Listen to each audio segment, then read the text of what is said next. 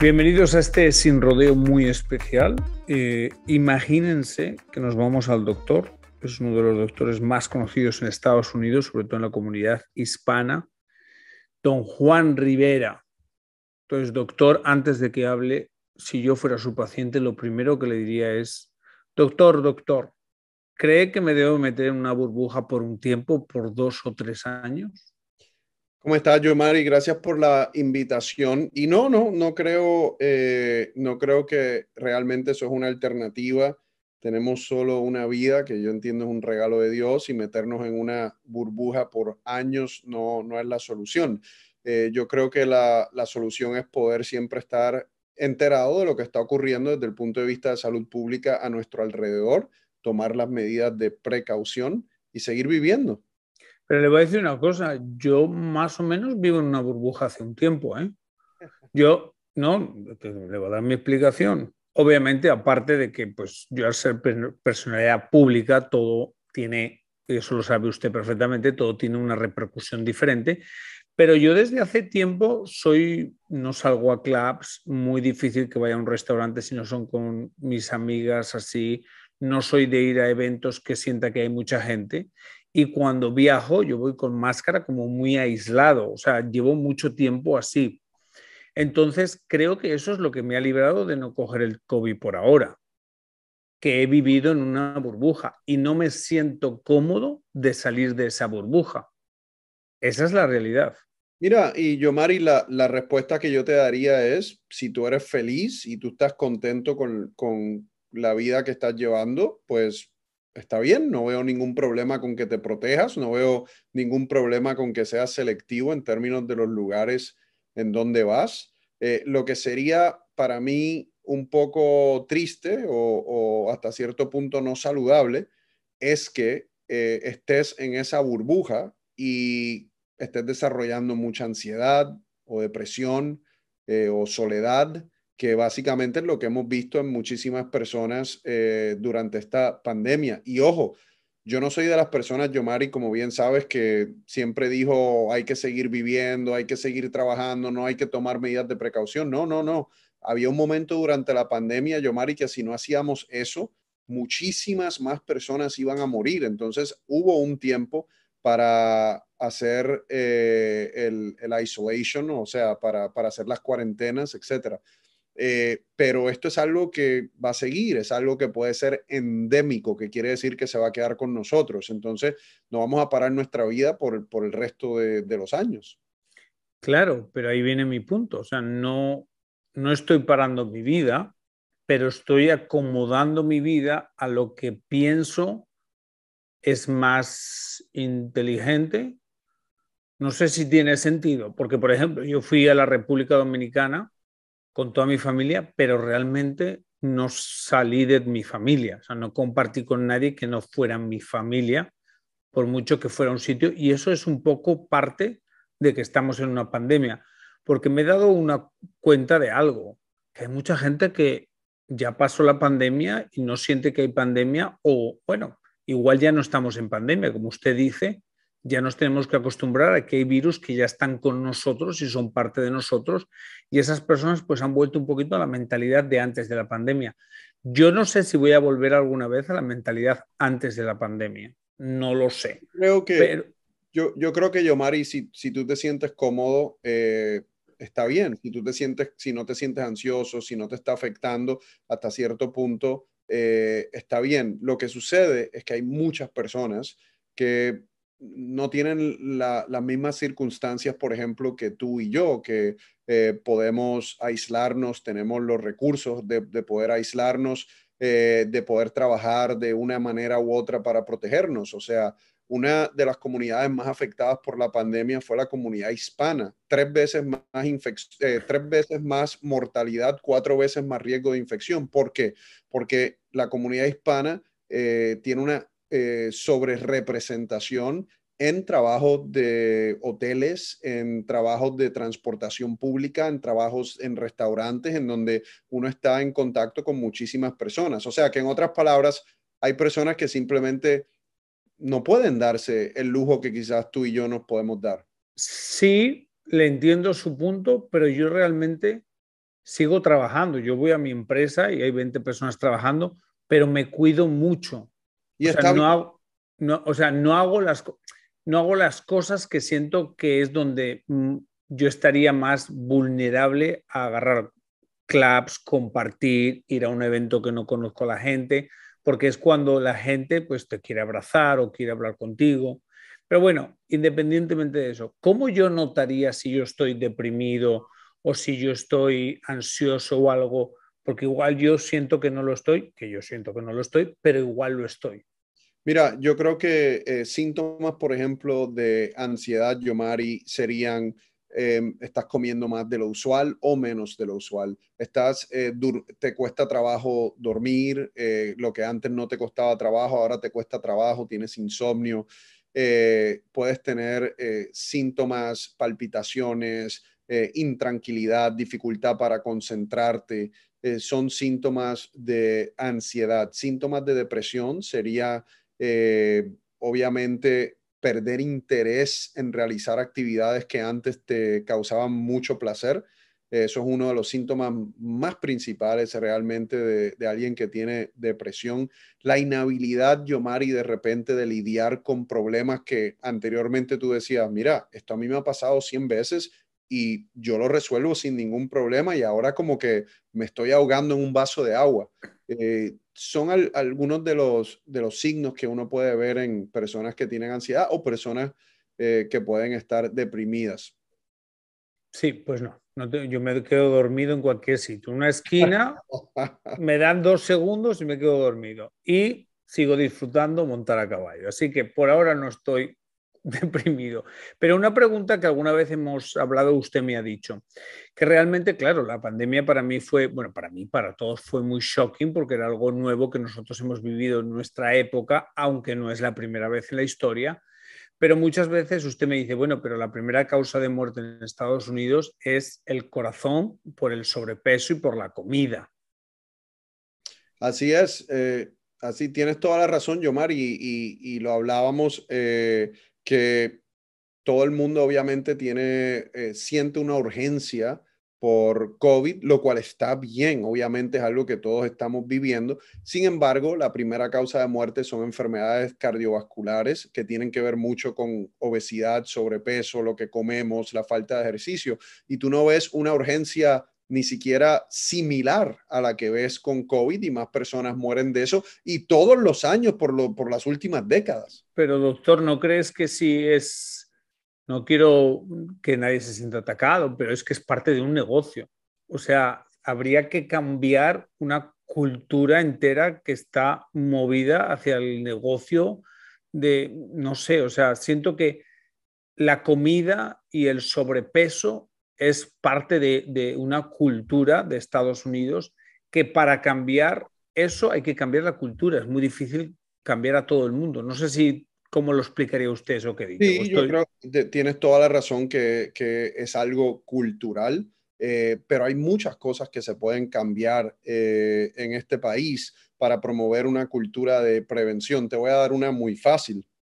Eh, si tú tienes una familia, Yomari, de una madre, digamos, un padre y dos hijos jóvenes que están en escuela elemental y esa mamá tiene que alimentar a sus hijos, le sale mucho más barato, le sale mucho menos costoso comprarle una loncherita en un lugar de comida rápida que comprar unas fresas en el supermercado.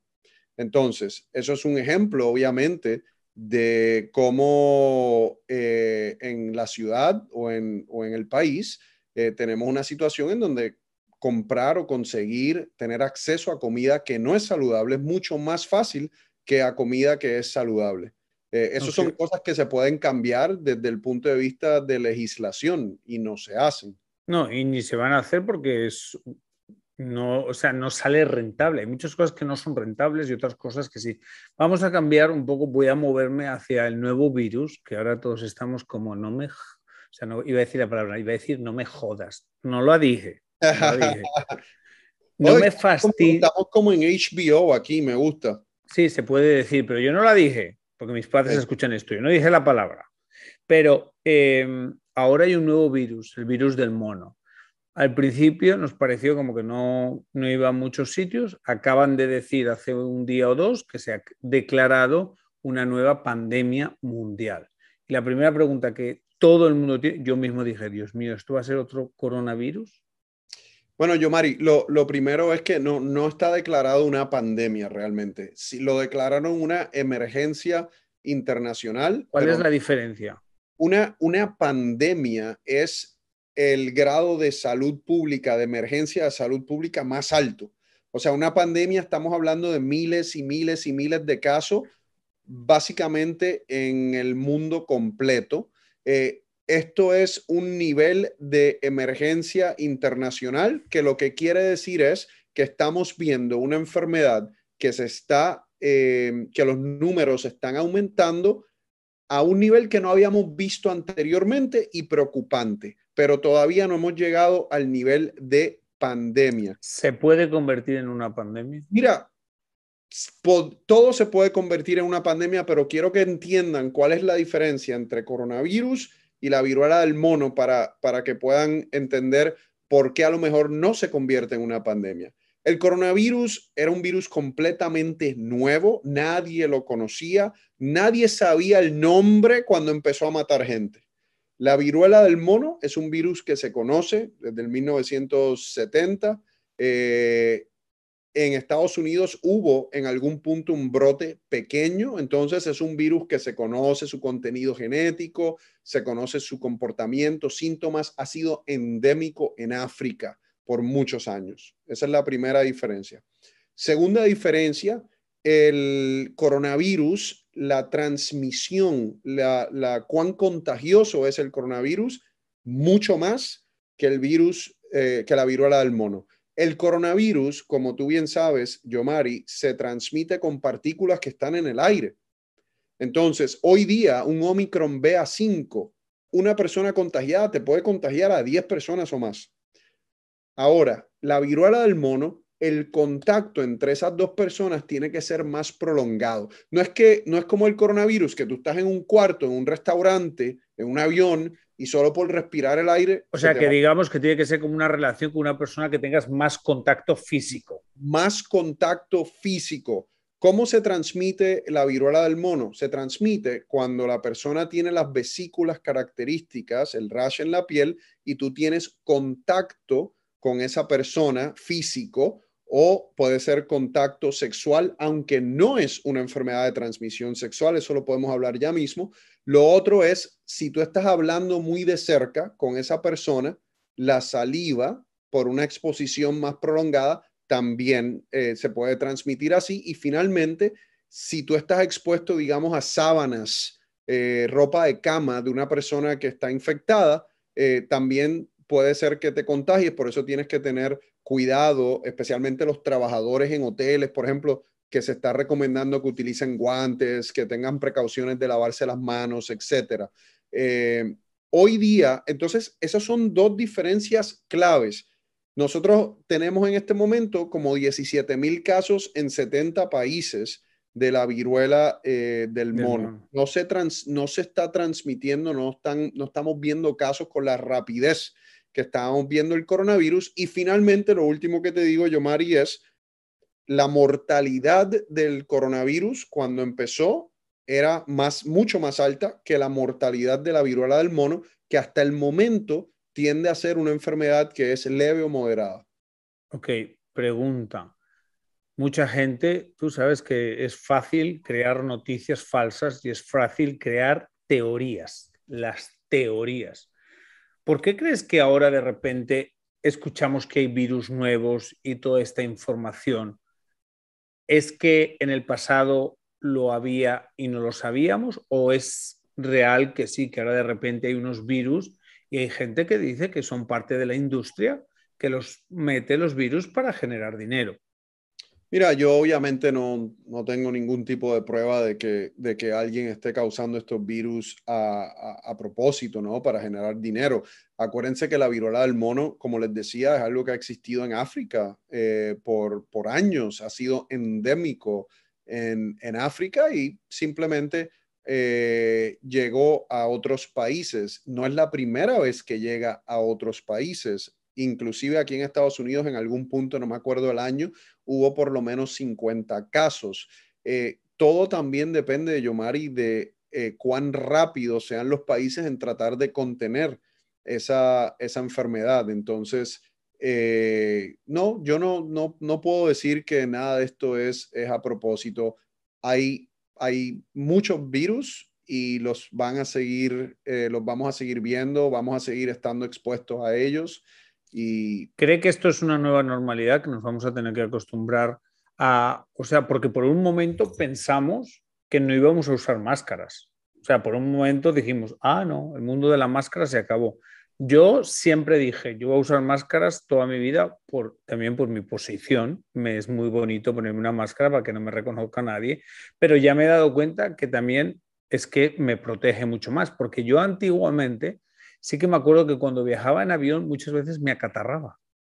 tienes toda la razón. Me acatarraba y yo veía a la gente asiática con sus máscaras y yo decía, Dios mío, ¿y esta gente qué hace con esas máscaras? Pero ahora me he dado cuenta que no, voy a ir con máscara porque Y yo creo que van a haber muchas personas, Yomari, que van a decidir hacer lo mismo para protegerse porque se dieron cuenta que es una manera de poder mantenerse más saludables. Si tú me preguntas hoy día sobre Estados Unidos, Yomari, yo no creo que eso se convierta a algo bastante usual en Estados Unidos. Es la impresión que tengo en este momento de dónde estamos nosotros en nuestro país. yo me he dado cuenta una cosa, que no somos. Hubo un momento en la pandemia, que lo hablamos, lo hemos hablado muchas veces, hubo un momento en la pandemia que yo sentía que estábamos unidos. Digo, ay, la gente está unida, quieren salvar el mundo. Sé que luego se dio la vuelta a la tortilla y yo siento que estamos más desunidos que nunca y la gente no le importa a la otra gente, es una realidad. La gente no se preocupa de la otra gente. Es lo mismo que cuando van a votar. Cuando van a votar, nadie se preocupa del sistema, se preocupa de su bolsillo y así vota. Entonces, pienso que la pandemia es igual. Entonces, creo que es una responsabilidad individual. O sea, es una responsabilidad individual porque es como que siento que es una hipocresía decir que nos tenemos que preocupar del de al lado cuando la realidad es que, bueno, preocúpate de ti mismo y eso en conjunto va a ayudar a todos. Yo creo que, te soy sincero, Yomari, yo durante la pandemia no vi esa unidad que quizás tuviste al principio. Yo siempre vi una desunión increíble desde que empezaron a hablar de cuarentenas, desde que empezaron a hablar de máscaras. Y cuando empezó esta conversación sobre libertades individuales o sea, ya ahí yo siempre pude ver una desunión entre las personas aquí en Estados Unidos. Es una cultura extremadamente distinta a la cultura asiática, que siento que es una cultura en donde hay más sentimiento de comunidad. Aquí hay mucho más sentimiento que es individualista, porque cuando tú escuchas a muchas personas hablando, te dicen mi libertad, mi libertad, mi libertad.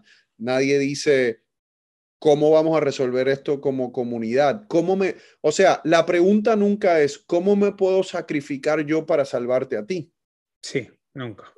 Entonces, eso lamentablemente no es una cultura que existe en nuestro país y lo vimos claramente durante la pandemia. Pero Yomari, o sea, no solo existe desde el punto de vista de la pandemia. Mira las desigualdades, y esto obviamente no viene al tema de salud, pero mira las desigualdades económicas que se están presentando en los Estados Unidos. Es lo mismo, es lo mismo, es Sí, sí, individual. es lo mismo, todo tiene una unión. Un día algo era raro y se convirtió en normal, que es lo que yo siempre digo. O sea, un día no existían muchas cosas, empezaron a existir, yo qué sé, por ejemplo, bueno, mil cosas que con el tiempo se convierten en normal, pero un día no lo fueron. Por eso era la pregunta de la pandemia, que siento que poco a poco no es que se convierta en normal, que vamos a ser más conscientes de que existen muchos virus que nos van a afectar. Otra pregunta que le tengo. ¿La viruela del mono, ¿qué síntomas tiene? O sea, La viruela, antes de decirte los síntomas, Yomari, te voy a decir algo que tiene que ver con lo que estábamos hablando. Si hubiésemos aprendido como país del COVID, estuviésemos mucho más adelantados atendiendo el problema de la viruela del mono. Y no aprendimos la lección de COVID. Entonces, nada, no aprendimos nada. obviamente por eso también estamos un poco atrasados en términos de la viruela del mono. No hay suficientes vacunas, no hay suficientes medicamentos antivirales, no hay suficiente contact tracing. Y eso es que no aprendiste lo que acaba de pasar con la pandemia. En términos de los síntomas, usualmente el periodo de incubación, otra diferencia grande entre la viruela del mono y el COVID. El periodo de incubación de la viruela del mono puede ser semanas. Quiere decir que tú te expones y no es hasta 2 semanas después que a lo mejor tienes síntomas. Con COVID, en promedio eran 5 días. Ya cuando empiezan los síntomas de la viruela del mono, tienden a ser síntomas como si tuvieses un flu, fiebre, cansancio, dolor muscular. Luego, como a los 3 días, es que te empiezan a salir las vesículas en el cuerpo. Y también puedes tener nódulos linfáticos agrandados. Y así es que tú realmente haces el diagnóstico de la viruela del mono. ¿Te puedes vacunar? Sí, bueno, no hay vacunas suficientes. Mira qué interesante que si tú estás expuesto, si tú te das cuenta que estuviste expuesto a una persona que tiene viruela del mono, tú si tienes acceso a la vacuna, te la puedes poner en ese momento. Y lo que va a hacer esa vacuna es que los síntomas, si los desarrollas, sean mucho menos. ¿En qué otra situación nosotros nos podemos poner una vacuna? Imagínate, me expuse hoy a coronavirus, me pongo una vacuna mañana, pero la vacuna no le da tiempo de reaccionar para protegerme. Aquí, como el periodo de incubación es tan largo, 2 semanas, a veces 3 semanas, si tú te expones, te da tiempo de ponerte una vacuna y que la vacuna te proteja de los O sea síntomas. que sí que existe la vacuna. La vacuna existe. Lo que pasa es que no hay suficientes en Estados Unidos y obviamente es algo que están tratando de corregir. Pero hoy día se recomienda simplemente a personas de alto riesgo, personas inmunocomprometidas porque tienen cáncer o porque tienen alguna condición que afecta a su sistema inmunológico o personas que han estado expuestas directamente a pacientes con viruela del mono. Eventualmente esperemos que haya suficiente vacuna para que el que se quiera vacunar se vacune. Una pregunta que depende de los países no es diferente, pero yo entiendo que para el COVID sacaron como una medicina específica que tú te tomas. Si, por ejemplo, yo tengo los síntomas hoy, yo me la tomo en un periodo de 48 horas y te ayuda muchísimo. Pero, por ejemplo, cuando yo estuve en España con mis papás que tuvieron COVID, yo les dije, consigan esa medicina. Y me dijeron, aquí no está esa medicina. Y yo, ¿cómo no va a estar esa medicina? Claro, y ahí obviamente ahí tienes la desigualdad y que tiene que ver con el poder adquisitivo de los países. Eso es una medicina que se llama Paxlovid, que fue producida por Pfizer y Pfizer se la vende, Yomari, a los países que quieren pagarla y a los países que tienen dinero para pagarla y distribuirla a los ciudadanos. Qué enredo de mundo hemos hecho. Qué enredo. Pero, Y, ok, y- entonces y es real. España, y España obviamente tiene un sistema de salud que cubre a las personas, o sea, es un sistema de salud universal que cubre a las personas, pero esto es un medicamento caro que me imagino que en esa área donde están tus papás simplemente no lo pudieron comprar. Sí, a mí me dijeron mis papás que en España no daban como si tienes un flu, hay antibióticos y eso, pero no es algo específico para el COVID. Para la viruela del mono también hay algo, si tú la tienes, también Hay, hay algún. hay un antiviral que está en proceso de investigación y Estados Unidos está un poquito lento en ese proceso de investigación de ese antiviral en específico. Todavía no hay un medicamento, Yomari, que tú puedas decir, mira, me acaban de diagnosticar con la viruela del mono, déjame decirle al doctor que me la pida en el Walgreens o en el CVS o en el Publix. No, todavía no. Usted cuando viaja, ¿qué precauciones toma? Porque esas son las que voy a tomar yo. Mira, yo cuando viajo uso mi máscara en el aeropuerto, uso mi máscara en el avión. Yo creo que son lugares en donde uno obviamente está vulnerable. Yo creo que antes de utilizar la máscara, Yomari, vivir una vida saludable y de prevención, el comer bien, el dormir, el hacer ejercicio, el mantener un buen sistema inmunológico es importante. Mira, yo hasta cierto punto soy un poco igual que tú en el aspecto de que antes de la pandemia no soy una persona de ir a clubs, no soy una persona de ir a conciertos, no soy una persona de ir a lugares muy concurridos, simplemente porque no, a mi esposa y a mí no es el ambiente que nos gusta.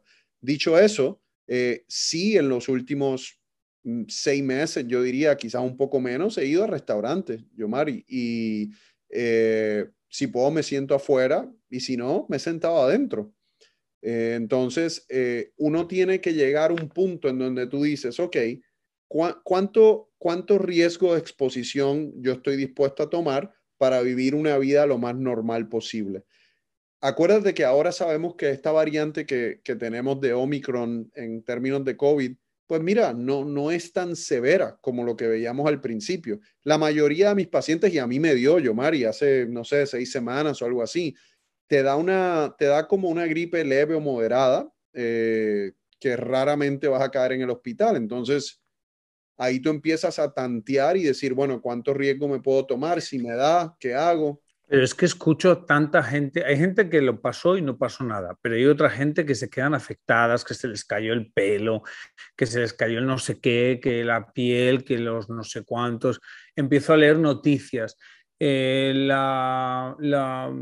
Cuando la vacuna que te pones se muestra que a las mujeres les cambiaba la menstruación. Empiezo a escuchar tantas cosas que ya uno es como que se pone a pensar demasiado. Mira, yo creo que uno tiene que educarse lo más que pueda, tomar una decisión individual de cómo tú quieres proceder en términos de tu protección y la protección de los tuyos, y de ahí en adelante vivir de acuerdo a eso. Tampoco podemos vivir todo el tiempo pensando que nos vamos a enfermar. No, claro, porque imagínate si no uno se mete en la cabeza eso y se obsesiona un poco. He visto mucha gente, creo que la pandemia afectó mucho, cambió mucho a la gente, la forma de pensar de la gente se hizo más sensible a todo y creo que eso es el estrés de la realidad que vivimos, que también hizo mucho daño económico a la gente y eso te desequilibra completamente. Hay mucho daño que se hizo, Yomari, desde el punto de vista de salud mental, que es mucho más difícil de cuantificar que muertes por COVID, hospitalizaciones por COVID, mucho más difícil de cuantificar, pero tú hablas con cualquier médico, los psiquiatras, los pediatras, y te lo van a decir, que la salud mental se afectó muchísimo. Doctor, muchas gracias por esta cita particular con el doctor Juan. Gracias, Yomari. Y bueno, a salir de esa burbuja poco a poco. No, doctor Juan, que estoy tranquilo en la burbuja, no empiece con sus cosas. Bueno, y a usted que me escucha, gracias una semana más. Que Diosito le ponga donde más pueda brillar y hasta la semana que viene.